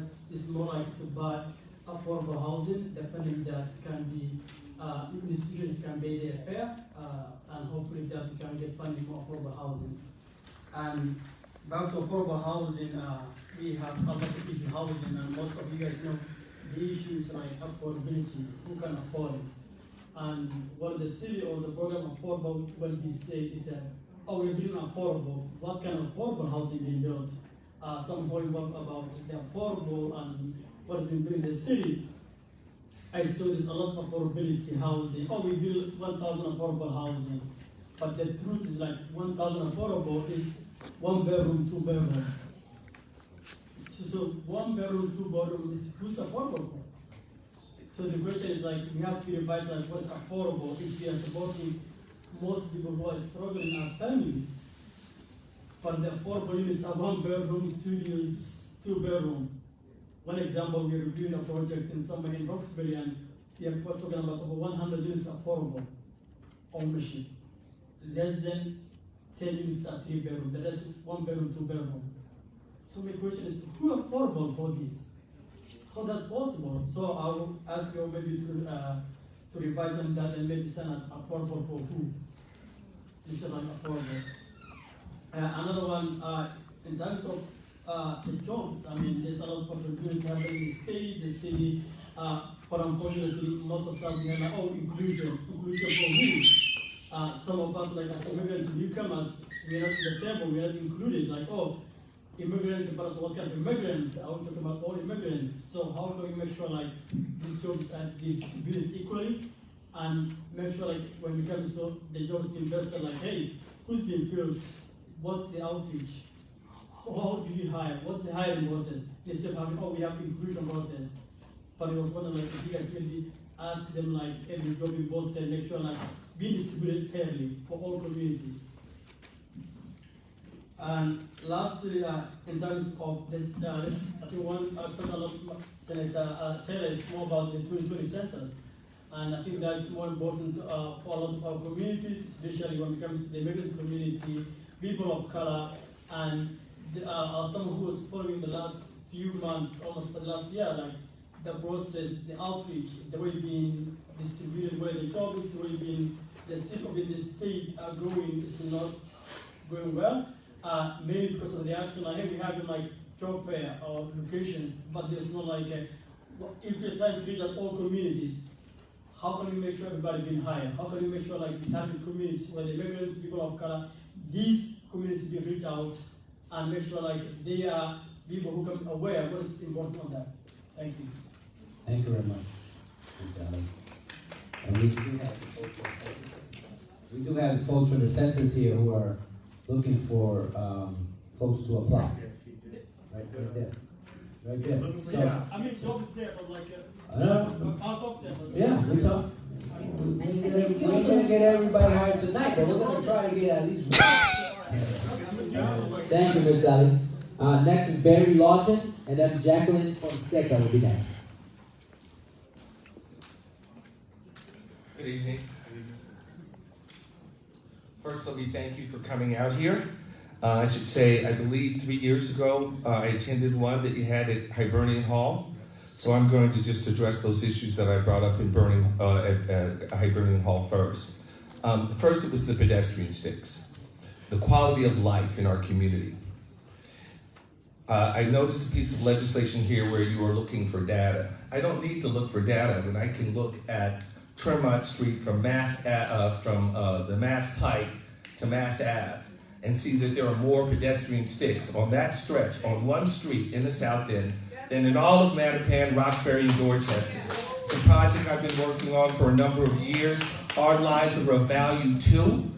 Yes, pedestrian sticks. And I can tell you, in your district, I know Representative Holmes was working with me, and we were able to get some pedestrian sticks up on Talbot Avenue. That was election year, 2017. So when they were knocked down, they were never put up again. So our lives matter too. And you look in South Boston, you look in West Roxbury, you look in surrounding communities, the pedestrian sticks are up there to protect the people. They aren't here. So that's number one. Just a reminder, there is no crosswalk at the Geneva Ave commuter rail station. There are no pedestrian sticks on Dudley Street, on the entirety of Dudley Street, on the entirety of Washington Street. This is a blatant disparity that we have to see every day. My second observation is, looking at your legislation, Senator Nick Collins represents more people of color than anybody in this room. And I don't see his name on one piece of legislation. I don't know if he was invited to this, but I think, as a former staffer of the Black Legislative Caucus, and I'm very happy to see we've added Latino to it, but back when I was working at it in the 80s, there was an advocacy, and there wasn't a lane for state or city. It was a leadership lane. And I would appeal to you to look at those issues. Additionally, in Boston, we have been trying to have a public hearing on the changing of the name of Faneuil Hall. Now, whether you stand for or against that issue, that's fine. But we've been denied to be heard by our own people on the city council.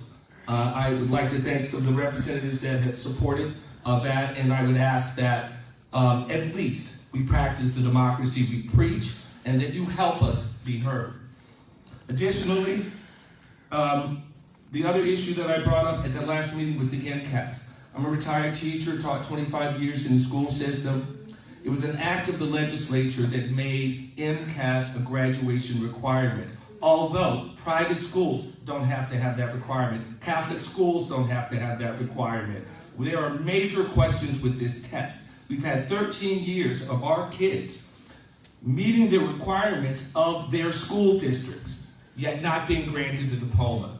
This not only contributes to their self-esteem and their employability, but it also speaks to how we defend them.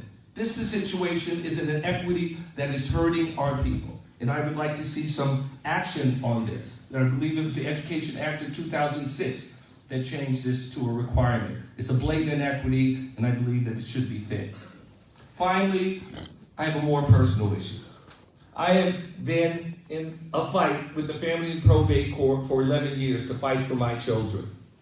This is an issue Representative Avandro and I met on for several years, but I just want to talk about some of the blatant problems that we have in here. I am a descendant of slaves from South Carolina.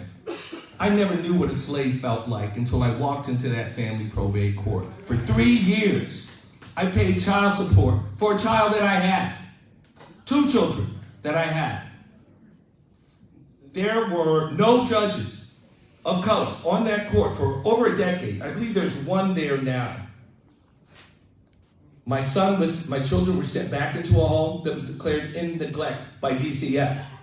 My son missed hundreds of days, 2 years, no academic credit. Yet, the judge still sides with the woman. Had no power. This has a greater effect than the criminal justice issues that you're talking about, because when you want to look at the root causes of problems, it's the family. And when you repel a father who wants to be active and engaged, then you are hurting the family and you are hurting the community. And I would just ask that you, perhaps, I'm a member of a group called Fathers in Need, that meets twice monthly. Senator Nick Collins sat down with this last year. I think that we should have a special hearing, and I think that you should hear the stories that come out of there. You know, and everyone knows, that there's been a family probate court problem for decades. They have revised it 5 times in the last 10 years. So I would just ask that you look into that issue, and I thank you. Thank you very much. Thank you for your passion. And you know, as a citizen, you can submit legislation that you would like to see proposed, and maybe whether it's a senator or a state representative could champion that cause for you. Okay? Yes, sir. Andrea knows it well. We did it. Andrea knows it well. Okay. And next we have Jacqueline Fonseca. And we have another guest. Yes, that's my daughter Jasmine. So I definitely need more than 3 minutes, but I'll try to keep it short. My name is Jacqueline Fonseca. I was born in Dorchester, raised throughout Boston. I was born into homelessness. My parents are both immigrants from Cape Verde, and they didn't really know how to navigate housing when they got here. So I've been in the homeless shelter system for the majority of my life. And once my mother got a voucher, we moved around a lot as well. And I didn't notice what was going on when I was younger. As an adult, my father has been struggling with drug addiction for 15 years of my life. And he had to, everything that everyone spoke in this room today affects me personally, whether it be rent control, fair wages, predatory lending, protection of the inmates, mental health, drug addiction. I've dealt with it all. I've dealt with it personally, and I've dealt with it professionally. I use my experiences to advocate for people in these situations, and I've been talented enough to be very successful at what I do, but not financially. So I recently had to leave a job that I was very great at and loved very much at AIDS Action Committee because I couldn't afford to pay my rent. And I was assisting folks with Section 8 vouchers that were HIV positive, trying to use their voucher, and there's a large discrimination. It's the landlords and the housing authorities that are not working together. So landlords will tell us that they don't want Section 8 voucher holders, and it made my job very difficult, but I was still very good at it. But as I housed people with their vouchers, I went home and struggled. I was sleeping out of my car with my daughter. When I went to go apply for assistance, they told me that if they found out that I was sleeping in the car with my daughter, they would take my child from me. I did not qualify for any financial assistance because I was working. So I made too much for financial assistance of any government, but not enough to pay rent. So I struggled a lot while I was saving other people's lives that had vouchers and I didn't. I was fortunate enough last year to receive subsidized housing after being on a priority list for 8 years as a domestic violence priority. So it shouldn't have taken 8 years, but I'm very grateful for it. So now I'm in a space where I don't have to think about rent anymore, and it took me my whole life to get there up until last year.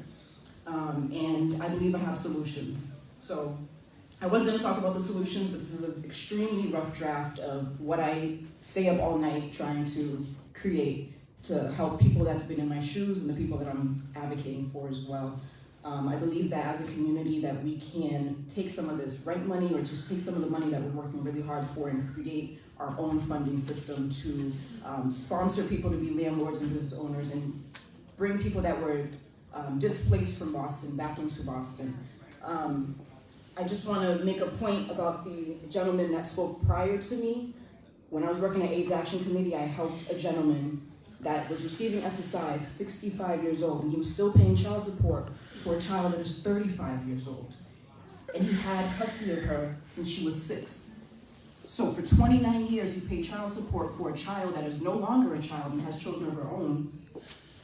and was then paying interest. Had no idea that he was just paying interest towards the city.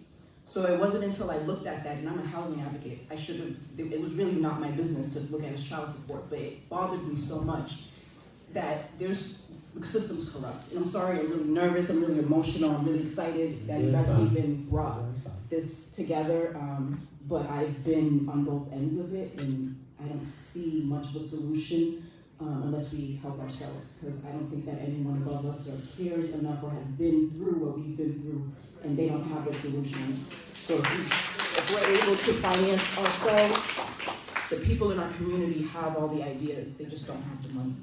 So I stand here today as a real estate agent, trying to make a difference in our community and trying to find ways to empower our renters to become homeowners and business owners so we can get out of this poverty and break the generational curse. Thank you. Can I just ask, you didn't prepare that today, right? No, so Okay. I sit at home every day just trying to think of solutions. I wasn't prepared for this today. I was given notice of it at 4 o'clock, and I just ran here, as you can see. So I had someone bring that for me while I was sitting here because there was just so much that I wanted to speak about. I didn't even talk about anything on there. So I hope you can stay around a little while we finish. We're going to be finishing soon, but thanks. I would like to just see that what you have over there. Thank you, Jacqueline. Next we have Ted. Jet. Let's go. Let's get the name up here. Let's go. All right. Seems like people know your name up here. Well, I at least for the electeds up here, I've spoken about this issue numerous times, I think. So, so my name is Jed Bresco. I live in Roxbury. I currently live in Senator Chang Diaz's district and Rep. Tyler's district.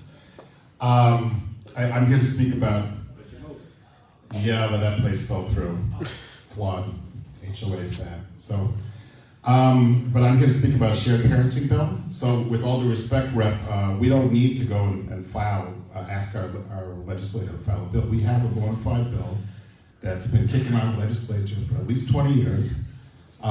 Various versions of it, but it's basically the same bill. It says that there would be, the family court would have a presumption of shared parenting, that it would be rebuttable, meaning that if there was abuse, if there was drug use, all the usual things, the judge would still have to, the judge could still deny shared parenting in that case, but that the key difference would be that they'd have to put it in writing.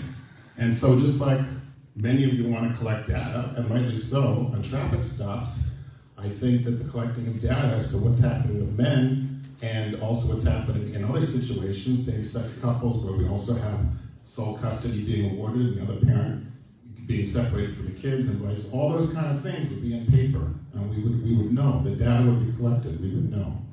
Now, I worked in, I was a street worker. I worked in the community, many things. I helped many people get elected, the whole kit and caboodle. And when we talk about social problems, right, fatherhood is always on that list, right? But what do we actually do about it? We don't do much about it. Now, the cynics would say that, a lot of fathers don't want to be involved, and et cetera, et cetera. Well, I would submit to you, if that is actually true, then why in heaven's name would we make it difficult for the fathers who really do want to do the right thing to, uphill battle? Now, I just came from doing something with my house closing. I'm going to buy a house, my first place, at 52 years old, right? Part of that's delayed because I had to pay off all the marital debt. I'm not even going to give them the child support side, but all the marital debt. We spent about 20 grand in the family court with the lawyer, which we got off cheap, we all know. And so, and that does not benefit my kids. My kids are going to get this house. And I've been trying to get this home purchase out of the way so I can then be ready to send my 17-year-old off to college in September, right? So none of this it all relates to the best interest of the kids. So back to shared parenting bill, last two cycles of the legislature, it has passed the House. We thank you all for that, but as you know, it's gone to the Senate and not been voted on. And I'm well aware that Senator Brownsburg and some of my fellow Bernie-crats who I helped put in there have been resistant on this bill. And I will work up with some of those other people, some of those other senators about this. But We want it to come to a vote, right? We're very glad that it's made it out of judiciary. For years, the Judiciary Committee was chaired by a family court lawyer, and it never made it out of judiciary. Now, if this was a gambling bill, people would be up in arms that a gambling bill got stuck in a committee run by an attorney who works for gambling interests, right? So we're very appreciative that it's come out of the Judiciary Committee. We're very appreciative it's been voted by the House. So we just need that last step. Let it come to a vote in the Senate. And so I'm really asking you to encourage your colleagues in the Senate to let this thing come to a vote. So that's where I stand. Thank you. What is the bill number? Do you know? We'll talk after. I testified a few months ago about it. So. Thank you. Thank you for standing up for focus. Thank you very much. Next we have Estelle Shepard.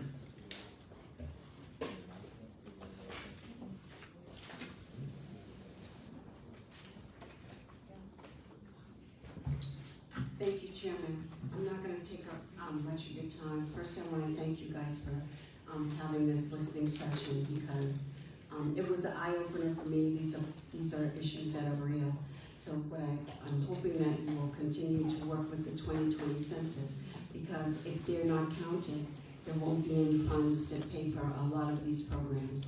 So I'm thanking you for supporting the 2020 census, and at the same time, I'm encouraging the people who are here to please respond to the 2020 census when you get your questionnaire, because it's important. It's going to pay for all of the health care, for housing, for medical assistance, for just a whole range of issues that are really important to our quality of life. And the second thing I want to say, and then I'm done, and that is we are also hiring. And right now, we don't have enough people. We think we're going to have an undercount. We know we have a huge undercount population, and these are people who actually live in our communities, Roxbury, Dorchester, Jamaica Plain, Mattapan, Hyde Park. All of these places, there are people who will not be counted, or they won't respond, and so we need people to go out who know their neighborhoods, who can knock on doors, and can help people respond to the 20. So I think the mic just went off, but timing is everything, right? So I just want to thank you guys for your support. And if no one has reached out to you yet, somebody will. So I'm just going to leave my card with you. Well, again, thank you for your support and getting the word out about the. I would also suggest that if you can send over these flyers in JPEGs. One thing that I found very challenging is I have a pretty robust social media, but the flyers either come in PDFs, don't come in other languages, or haven't been sent to me. So if we can do a great job of getting the word out to our constituents. Okay, and I would definitely do that. Wait, and that's. Can you just repeat the last part because it died out right before I'm sorry? Just repeat the last part because it died out right Oh, okay, so just encourage people to please respond because those funds are really needed to provide those services that affect our quality of life. And the other thing is that if you and as representatives could also, and senators could also spread the word for us and using your social media and using your newsletter and helping us to reach out. We're doing recruitment now for jobs, and that's very important. So, and we really need people to apply. The jobs are great. They're part-time, flexible, $25 an hour, and you can work up to 25 hours a week. So it ends up to be a nice chunk of change, extra chunk of change. So I'm hoping people will consider applying online, 2020 census.gov/jobs. Thank you. Thank you very much, and that is very important, the census, and we're going to keep an eye on it. Thank you. I do want to recognize former City Councilor Tito Jackson in the round. Thank you, Tito. Thank you all for staying with us throughout the day. I think this has been great. I do also want to recognize and make sure that you guys know and acknowledge Lucas DeBarros. He is the coordinator and director of the Black and Latino Caucus. Any information that you want to provide to us, make sure that Lucas gets it. He's always very available, and he gets it to all of us, especially around 1 in the morning and 4 o'clock in the morning before we get up. But thank you all for coming out. We're going to stay here for a little while. I want to thank all my colleagues here. And again, I just want to tell you folks from Boston, I'm from Springfield, but let me tell you guys from Boston, you guys have one of the greatest delegations. And although you may not hear, you may not see in the Globe or the newspaper article, you know, the flamboyant news lines, these folks are fighting. And they're fighting united, and we're getting things done. And the wealth gap, we're addressing that through economic issues. And I will just say, from Springfield, I'm sad because I did not hear about economic development in this meeting today.